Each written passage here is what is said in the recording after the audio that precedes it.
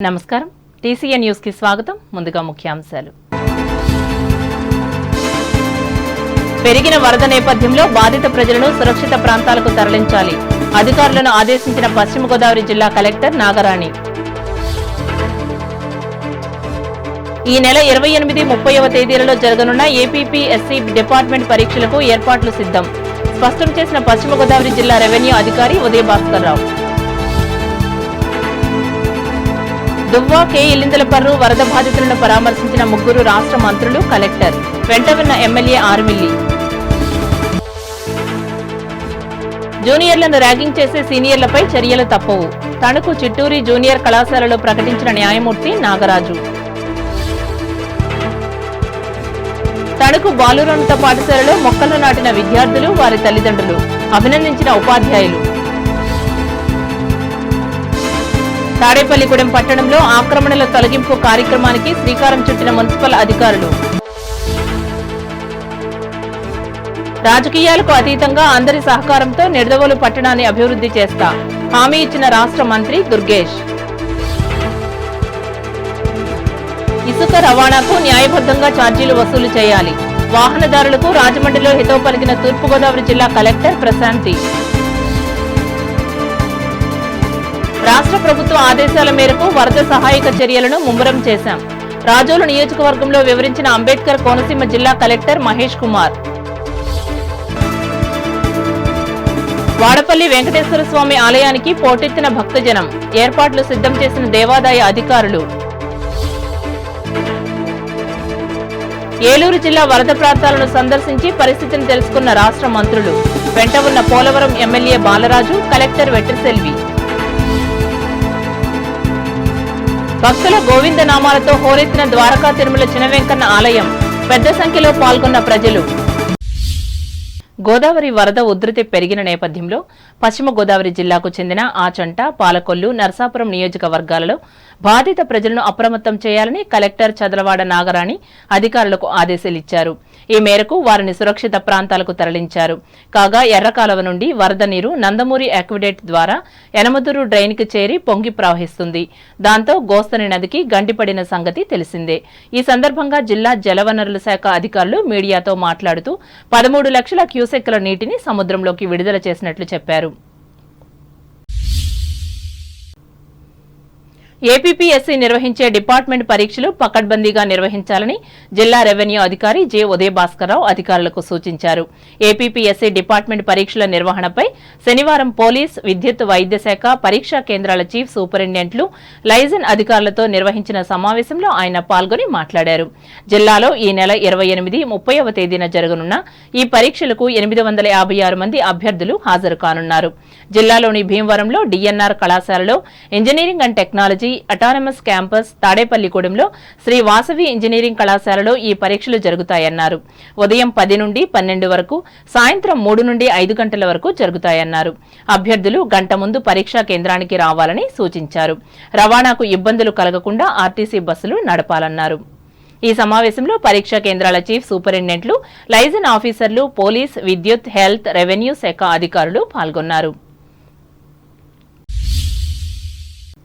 తణుకు మండలం దువ్వ గ్రామంలో ఇటీవల కురిసిన భారీ వర్షాలతో తీవ్రంగా నష్టపోయిన రైతులను పంటలను రాష్ట్ర హోం మినిస్టర్ వంగలపూడి అనిత జలవనరుల శాఖ మంత్రి డాక్టర్ నిమ్మల రామానాయుడు గృహ నిర్మాణ శాఖ మంత్రి కొలుసు పార్థసారథులు పశ్చిమ గోదావరి జిల్లా collector Chadalavada Nagarani MLA Armilli Radhakrishna MLC వంక రవీంద్రనాథ్లతో కలిసి శనివారం సందర్శించారు ఈ మేరకు ముంపు బారిన పడ్డ పొలాలను ఎమ్మెల్యే వారికి చూపెట్టి రైతులు పడుతున్న ఇబ్బందులను వివరించారు అనంతరం వీరు ఇరగవరం మండలం కె ఇల్లిందలపర్రు గ్రామం వెళ్లి మునిగిన పొలాలను పరిశీలించారు ఈ కార్యక్రమాలలో ఆయా గ్రామాల తెలుగుదేశం నాయకులు కార్యకర్తలు పాల్గొన్నారు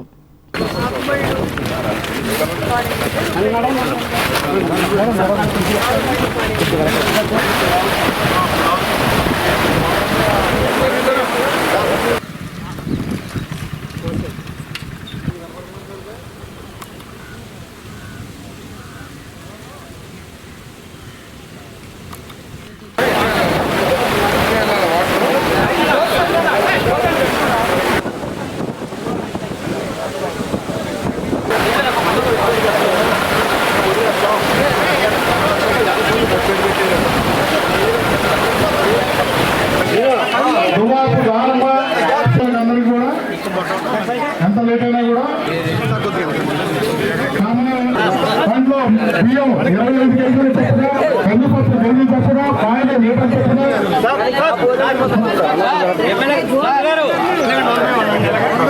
అమ్మ కాముల పట్టుదల కాముల పట్టుదల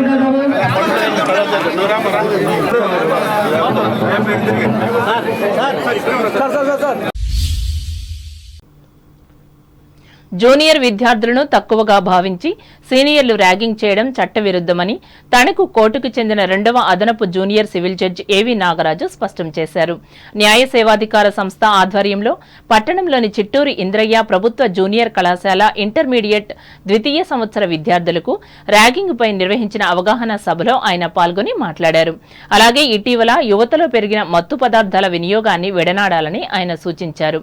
ఆరోగ్యానికి హాని చేసే ఈ మాదక ద్రవ్యాలకు బానిసలైన వారిని కూడా కఠినంగా శిక్షించే చట్టాలున్నాయని న్యాయమూర్తి వివరించారు. యాక్చువల్లీ ర్యాగింగ్ అనేది వెస్ట్రన్ కల్చర్. ఈ ర్యాగింగ్ అనేది ఎస్పెషల్లీ స్కూల్స్ అండ్ కాలేజెస్లో జనరల్గా ఇట్ విల్ హ్యాపెన్. ఇది జనరల్గా సమ్ ఎక్స్టెంట్ ఓకే, కానీ ఏదైనా కానీ ఏ యాక్ట్ అయినా ఏ ఆస్పెక్ట్ అయినా కానీ ఒక సెటైన్ ఎక్స్టెంట్ వరకు బాగానే ఉంటుంది. బట్ ఎప్పుడైతే అది ఎక్సీడ్ అవుతుందో that will amounts to offence are crime like that. So ఎవరైనా కానీ ఆ ఎక్స్టెంట్ వరకు ఎవరైనా అఫర్ట్ చేయగలుగుతారు. ఆఫ్టర్ దట్ ఏంటి అంటే అది ఒక పర్సనల్ లైఫ్ యొక్క right to life and Liberty అనేది వైలేషన్ జరుగుతుంది. According to section article 21 of Indian constitution, every person have their life right to life and Liberty. So ప్రతి ఒక్కరికి right to life and Liberty ఉంటుంది. So దాన్ని ఎవరు violation చేయడానికి వీల్లేదు. In case చేస్తే that person can seek relief before the court of law. కళాశాల principal Golla Prabhakar Rao అధ్యక్షతన జరిగిన ఈ సమావేశంలో న్యాయవాదులు కౌరు వెంకటేశ్వర్లు, కామన మునుస్వామి, ఏ అజయ్ కుమార్, షేక్ మోతి, చింతపల్లి నాగేశ్వరరావులు పాల్గొన్నారు. యావత్తు ప్రపంచాన్ని పర్యావరణ సమస్యలతో అతలాకుతలం చేస్తున్న నేపథ్యంలో తణుకు జిల్లా పరిషత్ బాలురోన్నత పాఠశాల పర్యావరణ క్లబ్ ఆధ్వర్యంలో స్కూల్ క్రీడా ప్రాంగణంలో శనివారం మొక్కలను నాటారు. ఈ మంచి అలవాటును విద్యార్థులకే కాకుండా వారి తల్లిదండ్రులు కూడా అలవాటు చేయాలనే లక్ష్యంతో వీరి చేతే మొక్కలను నాటించి సత్సాంప్రదాయానికి నాంది పలికారు. ఈ సందర్భంగా మండల విద్యాశాఖ 2వ అధికారి ఎం హైమావతి మాట్లాడుతూ మొక్కలున్న చోటే మంచి ఆరోగ్యం ఉంటుందన్నారు. మొక్కలు నాటే ఉద్యమాన్ని ఇక ముందు కూడా కొనసాగించి సమాజానికి మేలు చేయాలన్నారు. మొక్కలు పెంచండి, మొక్కలు పెంచండి.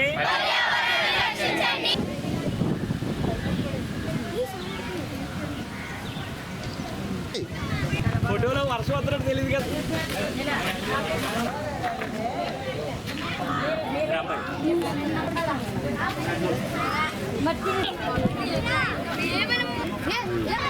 సప్తాహ్ అంటే శిక్ష అంటే చదవడం, సప్తాహ్ అంటే 7 రోజులు.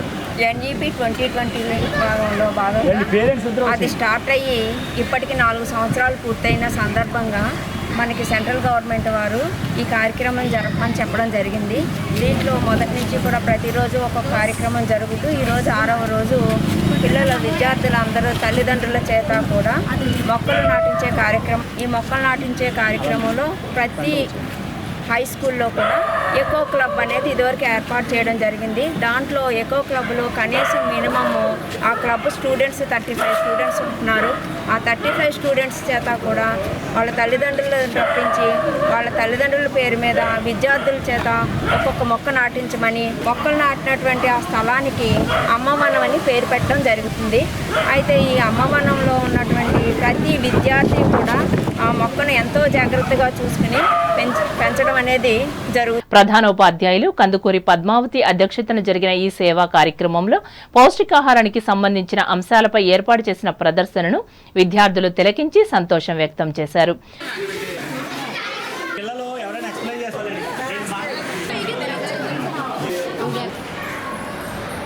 ఇంకా ఈ సభలో ఉప విద్యాశాఖాధికారి డి మురళీ సత్యనారాయణ, బయాలజీ కోఆర్డినేటర్లు J Umadevi, Akkinsetti Rambabu, B Sulochana, David రాజులు పర్యవేక్షించారు. స్టాఫ్ సెక్రటరీ జీజే ప్రభువరం పాల్గొన్నారు.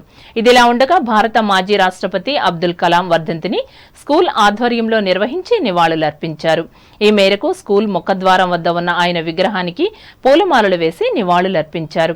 అలాగే ఆల్ ఇండియా పూలే అంబేద్కర్ ఫౌండేషన్ ఆధ్వర్యంలో కూడా అబ్దుల్ కలాం విగ్రహానికి పూలమాలలు వేసి అంజలి ఘటించారు. ఈ కార్యక్రమానికి ఫౌండేషన్ వ్యవస్థాపక అధ్యక్షులు న్యాయవాది పొట్ల సురేష్ ఆధ్వర్యం వహించారు. ఇటీవల గెలిచిన కేంద్ర రాష్ట్ర ప్రభుత్వాలు ఎస్సీ వర్గీకరణకు చట్టబద్దత కల్పించాలని ఎంఆర్పీఎస్ఎస్ రాష్ట్ర అధ్యక్షులు బుంగ సంజయ్ డిమాండ్ చేశారు. తణుకులో శనివారం జరిగిన ఈ సంఘ సమావేశంలో ఆయన ముఖ్య అతిథిగా పాల్గొని మాట్లాడారు. లేకుంటే ఆందోళన తీవ్రతరం చేస్తామని హెచ్చరించారు. ఊరికి దూరంగా తోటి మానవులకు ఎడంగా ఉంచిన మాదిగలను అభివృద్ధి చేసే బాధ్యత ప్రభుత్వాలపై ఉందని ఆయన స్పష్టం చేశారు. దీనికోసం వర్గీకరణ అత్యవసరమని సంజయ్ చెప్పారు. జిల్లా అధ్యక్షులు సిర్రా బ్రహ్మయ్య అధ్యక్షతన జరిగిన ఈ హక్కుల సాధన సభలో రాష్ట్ర గౌరవ అధ్యక్షులు మల్లిపూడి జగజ్జీవన్, రాష్ట్ర ప్రధాన కార్యదర్శి B Sudhakar, Madiga student federation రాష్ట్ర అధ్యక్షులు సోంగ ప్రసాద్, నాయకులు వేడంగి శ్యాంబాబు, సిర్రా సుధాకర్, సిర్రా రాజు, బుంగ సునీల్ దత్తలు పాల్గొన్నారు. ప్రముఖ పారిశ్రామికవేత్త డాక్టర్ ముళ్లపూడి హరిశ్చంద్ర ప్రసాద్ జయంతి సందర్భంగా ఆదివారం ఉదయం 9 గంటల నుంచి మధ్యాహ్నం 1 గంట వరకు తణుకు ముళ్లపూడి వెంకటరమణమ్మ మెమోరియల్ హాస్పిటల్లో ఉచిత మెగా వైద్య శిబిరాన్ని ఏర్పాటు చేసినట్లు ఆసుపత్రి deputy medical superintendent doctor M Rajagopala Rao శనివారం ఒక ప్రకటనలో తెలిపారు. ఆసుపత్రిలో ఉన్న అన్ని విభాగాల వైద్య నిపుణులు సేవలు అందిస్తారని ఆయన చెప్పారు. అవసరమైన ప్రజలు ఈ అవకాశాన్ని వినియోగించుకోవాలని ఆయన విజ్ఞప్తి చేశారు. తాడేపల్లిగూడెం పట్టణం నుంచి రూరల్ మండలంలోని వివిధ గ్రామాలకు వెళ్లేందుకు ప్రధాన మార్గమైన ఎన్ఐటి రోడ్లో మున్సిపల్ అధికారులు శనివారం ఆక్రమణలు తొలగింపు కార్యక్రమం చేపట్టారు. టౌన్ ప్లానింగ్ విభాగం ACP G Sitaram, TPO K హరిప్రసాద్లు దగ్గరుండి పర్యవేక్షిస్తున్నారు. ఆర్టీసీ బస్టాండ్ పక్క నుంచి గణేష్ నగర వైపు వెళ్లే రోడ్డు మాస్టర్ ప్లాన్ ప్రకారం 100 అడుగులు. అయితే ప్రస్తుతం ఆక్రమణలకు గురై రాకపోకలకు ఇబ్బందిగా ఉంది. ఇదే రోడ్డు మీదుగా కొండ్రుప్రోలు, ఎల్ అగ్రహారం, మెట్ట ఉపరగూడెం, మోదుగగుంట, గొల్లగూడెం, దండగర్ర, మాధవరం, అప్పారావుపేట గ్రామాలకు రాకపోకలు సాగిస్తుంటారు. దీంతో పాటు జాతీయ విద్యా సంస్థ ఎన్ఐటి, నన్నయ్య యూనివర్సిటీ క్యాంపస్, ప్రభుత్వ బాలికోన్నత పాఠశాల, శశి విద్యా సంస్థలకు ప్రతి నిత్యం వందలాది మంది విద్యార్థులు వెళ్లి వస్తుంటారు. ప్రస్తుత శాసనసభ్యులు బొలిశెట్టి శ్రీనివాస్ ఇంటికి వెళ్లే ప్రధాన మార్గం కూడా ఇదే. వివిధ పనుల నిమిత్తం ఆయనను కలుసుకోవడానికి ప్రతిరోజు అనేక మంది రావడం పరిపాటి. ఇంతటి ప్రాధాన్యత కలిగిన ఈ రోడ్డులో ఆక్రమణలతో తీవ్ర ఇబ్బంది ఎదురవుతుంది. ట్రాఫిక్ ఇబ్బందులు లేకుండా ఆక్రమణలను తొలగిస్తున్నామని ఈ సందర్భంగా మున్సిపల్ కమిషనర్ డి మురళీకృష్ణ తెలియజేశారు. తణుకు పట్టణానికి చెందిన అందే హరినాథ బాబా జ్ఞాపకార్థం ఆయన మేనల్లుడు ఆలపాటి తులసి వెంకటరమణ సహకారంతో భీమవరం నియోజకవర్గ పరిధిలో చిన అమిరంలోని శ్రీ యోగేశ్వరానంద గిరి విశ్వశాంతి వృద్ధాశ్రమంలో 82 మంది వృద్ధులకు అన్నదానంతో పాటు పండ్లు, దుప్పట్లను శనివారం పంపిణీ చేశారు. ఈ కార్యక్రమంలో జనసేన పార్టీ లీగల్ సెల్ కార్యదర్శి ఉండవల్లి రమేష్ నాయుడు, యాస అనిల్, సుంకర చందులు పాల్గొన్నారు. ఇప్పుడు వాణిజ్య ప్రకటనలు.